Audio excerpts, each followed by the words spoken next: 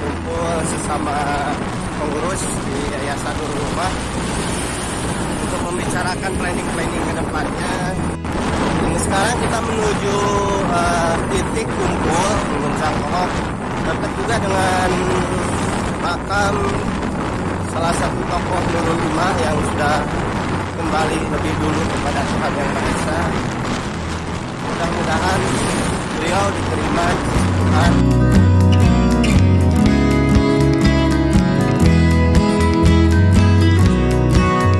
dan ditempatkan di tempat yang sebaik-baiknya. Dan doanya juga kepada seluruh Nurul Ummah supaya makin kompak, makin solid, dan yang terbaik juga untuk kehidupan mereka. Dan kita sekarang sedang ada di Pantai Cipatuja. Nah, untuk menjaga penularan COVID, rencananya sih kita ingin bagi-bagi masker. Jadi ini sudah menjadi agenda juga, tapi entah sih lihat situasinya dulu juga. Apakah di daerah sini orang-orangnya taat dengan social distancing, jaga jarak. Nah, kita di sini juga melakukan jaga jarak juga ya.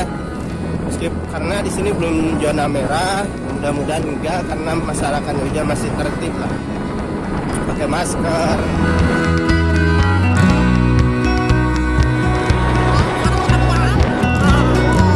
Tetap di channel kita, jangan lupa subscribe and share and like, comment. Bye.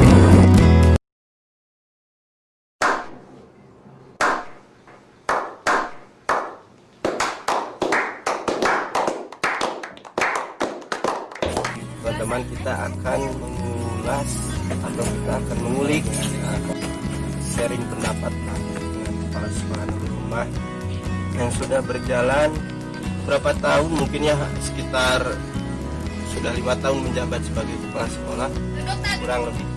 Nah, jadi kita akan bertanya seperti apa sih histori sekolah ini, tahun berdiri,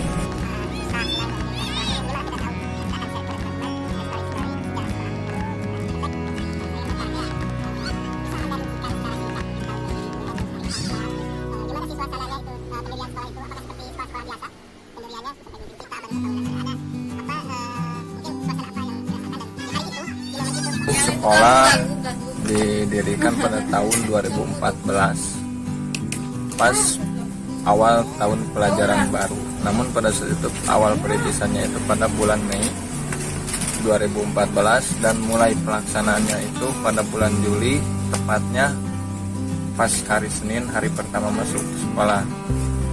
Dan alhamdulillah pada saat itu kami tidak hanya mendirikan lembaga pendidikan di antaranya sekolah, namun di sisi lain kami juga mendirikan bidang pesantrenan, di antaranya yang alhamdulillah sampai saat ini masih berjalan, yaitu Pondok Pesantren Nurul Ummah, ada pula Madrasah Ibtidaiyahnya beserta SMP Islam Nurul Ummah.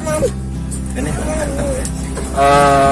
pada awal-awalnya pendirian sekolah tersebut itu agak kurang meyakinkan. Kenapa demikian? Karena hanya anak-anak yang masih di bawah umur yang berani untuk mendirikan sekolah pada saat itu. Pada saat itu saya usianya itu baru 19 tahun. Saat itu sambil berjalan kuliah bersama Pak Andi, sama usianya itu pada saat itu 20 tahun. Almarhum Pak Ali Nurdin kalau nggak salah pada saat itu kurang lebih 28 tahunan. Dan diikuti sama Pak Egi usia 20 tahun kalau tidak salah. Nah, pada saat pendirian itu awal-awalnya banyak provokator yang tidak mendukung keberlangsungan lembaga pendidikan tersebut. Karena apa? Karena dinilai pendiriannya itu tidak tepat. Pertama, lingkungannya itu di daerah perkampungan. Kedua, kondisi bangunan yang sangat tidak tersedia sama sekali. Dalam artian pada saat itu pas mendirikan lembaga tersebut belum ada satu ruangan kelas yang siap untuk dipakai. Namun pada saat itu alhamdulillah berkat gotong royong, semangat swadaya masyarakat, mereka membuat sebuah tempat yang amat mendukung lah bagi kami. Walaupun banyak orang yang berkata sekolah tersebut itu tidak layak atau bisa dikatakan seperti kandang ayam itulah. Jadi pada saat itu terbuat dari bambu, lantainya pun berlantaikan bambu, sebagian beralaskan tanah, namun tidak membuat kami menyerah. Itulah mungkin secara singkatnya awal pendirian. Lalu setelah berjalan dari tahun 2014 sampai saat ini tahun 2020, alhamdulillah sudah 7 tahun berjalan sekolah kami dan pondok pesantren kami. Jadi secara pelan-pelan ya, karena sesuatu itu butuh proses, alhamdulillah berkembang dengan baik. Dan saat ini kami sedang menyelesaikan pembangunan sebanyak 4 lokal, yang sudah selesai 2 lokal. Alhamdulillah itu berkat dari bantuan dari Dermawan atau ACT. Yang 2 lokalnya lagi itu dari para donatur, diantaranya komunitas motor atau Katawa Perjalanan Cahaya dan donatur-donatur lainnya, orang-orang yang hebat yang berani menghibahkan sebulan rezekinya untuk kepentingan pendidikan. Terima kasih kami ucapkan buat mereka yang ikut campur dalam memajukan pendidikan di Nurul Ummah. Dan di dalam pembelajarannya itu kami lebih membesarkan kepada pendidikan agama Islam, dan di sisi lain ada ekstrakurikulernya itu yang dibesarkan kepada sektor pertanian.